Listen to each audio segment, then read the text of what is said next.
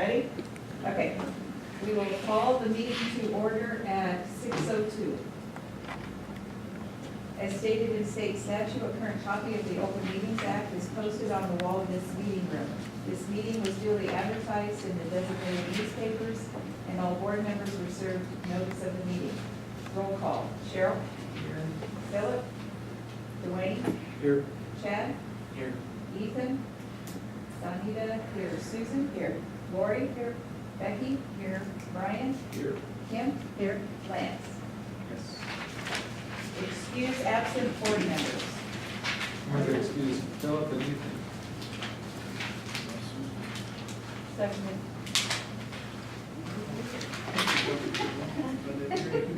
Any discussion? Dwayne? Yeah. Chad? Yes. Donita? Yes. Susan? Yes. Lori? Becky? Yes. Brian? Yep. Kim? Yes. Lance? Yes. Cheryl? Yes. Okay.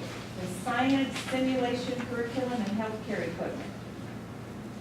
All right. As you can see, and Dr. Gilson has the numbers in there, we are looking to purchase a high-fidelity simulator for the healthcare pathway to also be used not only for high school students, but even when the middle school is here, hopefully being able to get them to use this as well. Some ways that I can envision this being seen in the classrooms is, first of all, even for like our kids taking health classes that are becoming certified in CPR, this simulator will allow them to get instant feedback on, are chest compressions going to be deep enough? Are they on the right position on the body? There's lots of different feedback even for our younger kids that they could have. Ways that I envision seeing it is when you do a case study with students in anatomy and physiology, we can give them information now and have them work through that information, use their base knowledge to go and try to figure out what's happening with that individual. But this would allow them to actually practice skills to be able to go and assess the patient and then take their vitals. They could do intramuscular injections on the simulator that we're looking at purchasing. There's so many wonderful things that the kids would get with experiences, and then they could relate that information to their actual mentorship for those kids in the healthcare pathway. So I think the possibilities are endless with the simulator. And then one of the other parts of this as well was getting some video capturing software and equipment that would allow us to like have the kids go into that healthcare setting room that we're gonna have, that lab in the new building, and we could give them the criteria with the simulator. You can actually be in another room and like speaking as you are the patient, and then they would have to do the assessment on their own.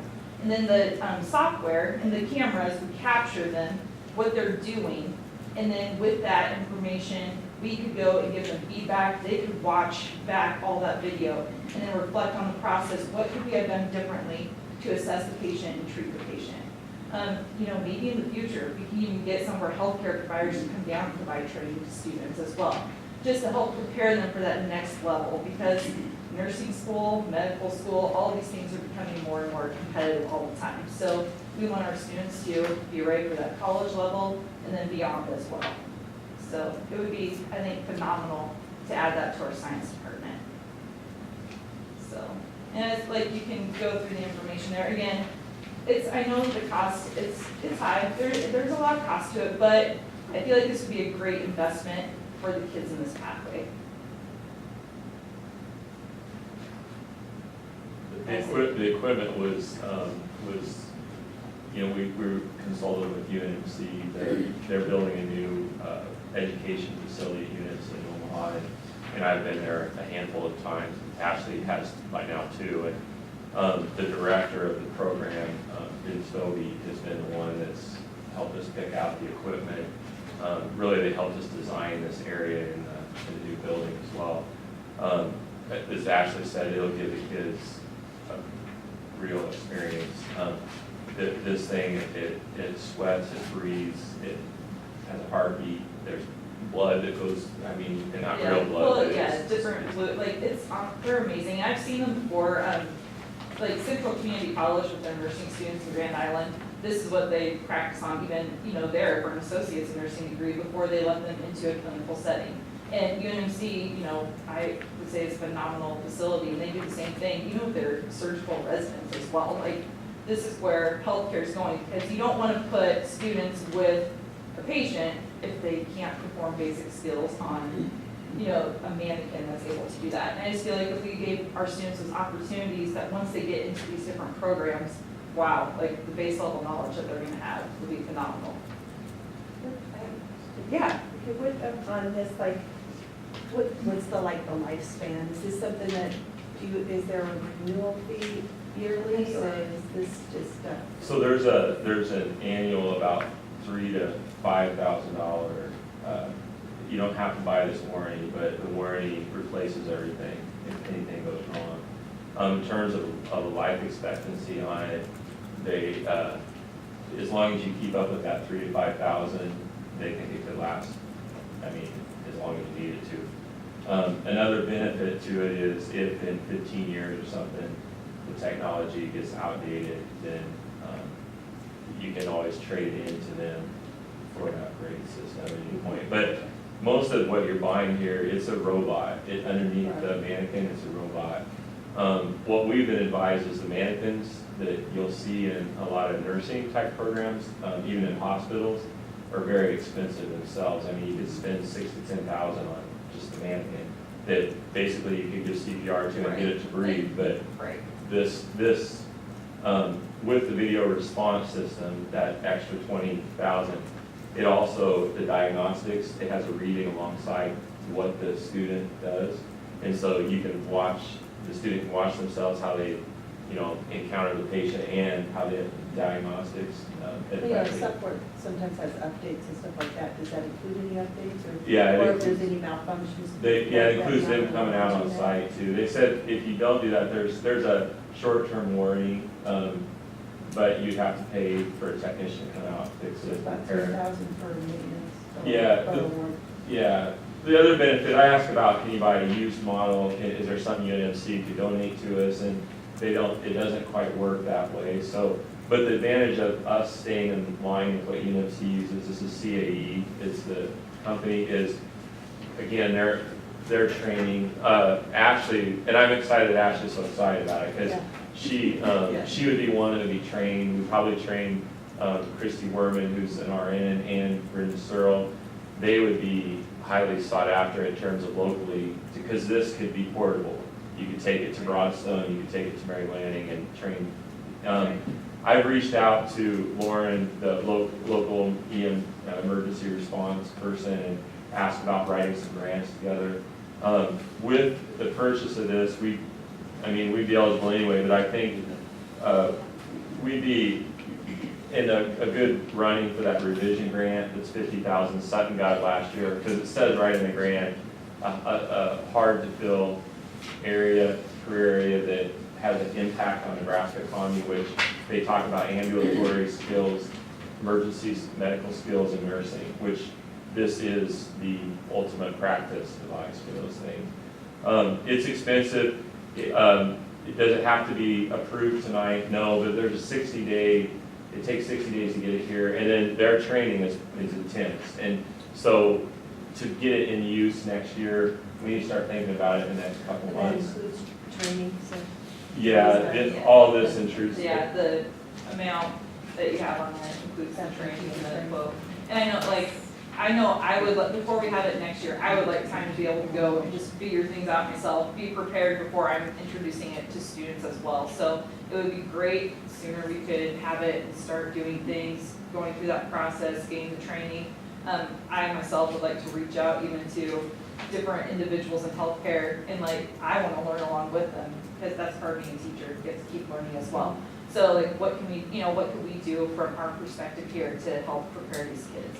And I know Karen Hubble, she's a nurse at Mary Lanning, and we actually had 2 students this semester that were working with her, and we're gonna have 5 next semester that will be, and she's excited about this program, and she thinks it's fantastic, and she said nursing, they're so short right now, and they just need more nurses. So anything we can do to encourage our young individuals to go into nursing, any other branch of healthcare as well, I think, get their hands on things early, get them interested in all of Here's our that. biggest pathway. Oh, yeah, we have a lot of students in healthcare. I know, we have just 15 here at Sandy Creek that Mrs. Kosky and myself are working with every day, so.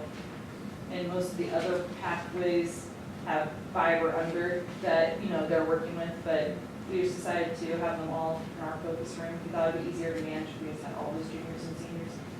We applied for a $60,000 grant with Nebraska Medicine. We'll know tomorrow whether we got it this year or not.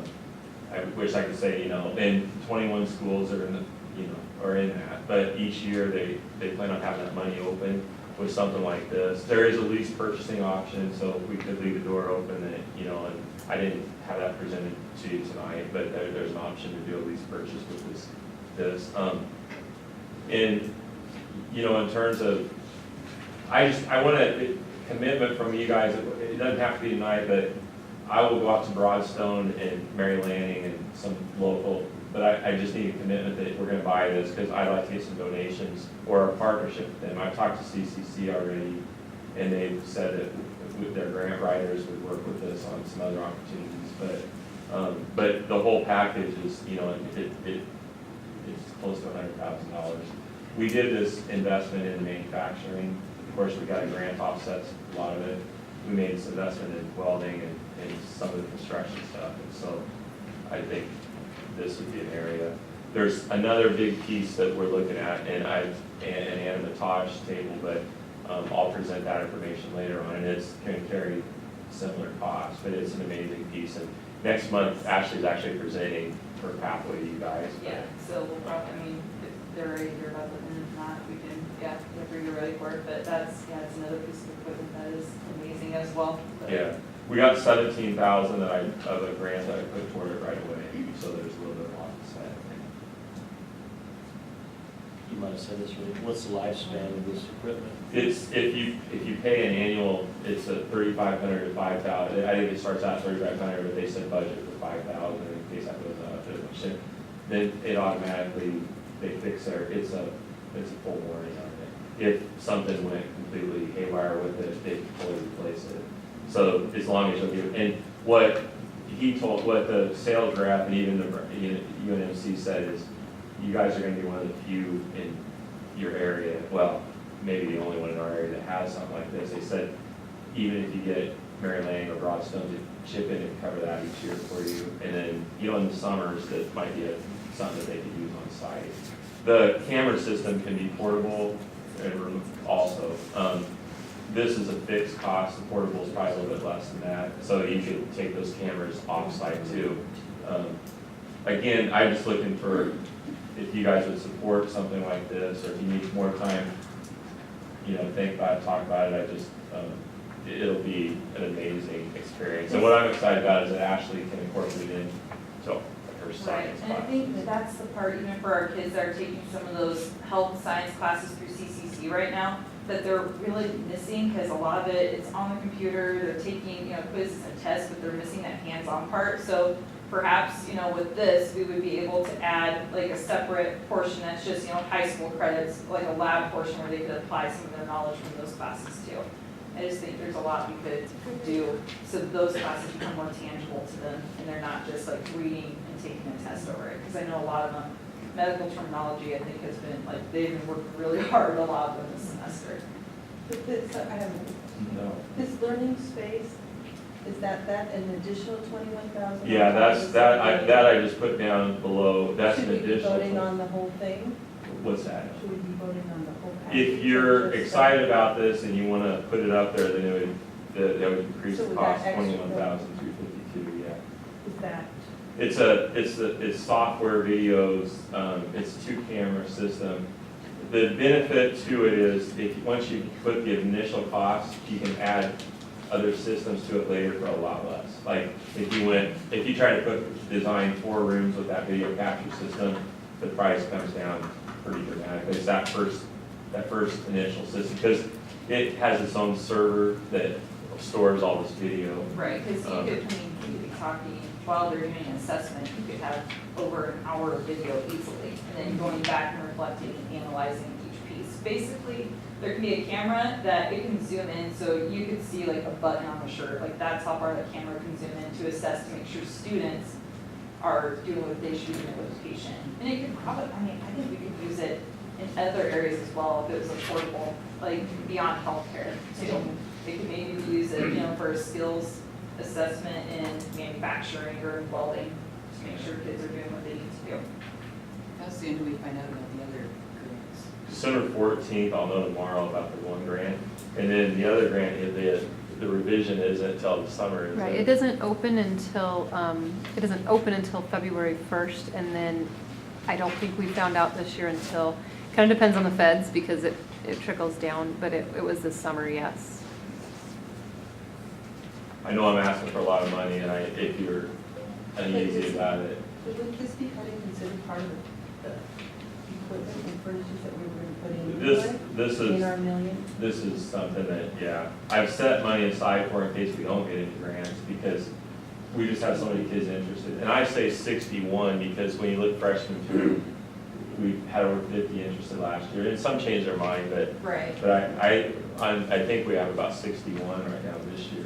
It's by far our most popular program, and for kids that are interested in ag, it's interesting to carry over. I mean, where they can learn science in biology, anatomy, physiology, and then still, the animal science too. There's. Budget-wise, if we don't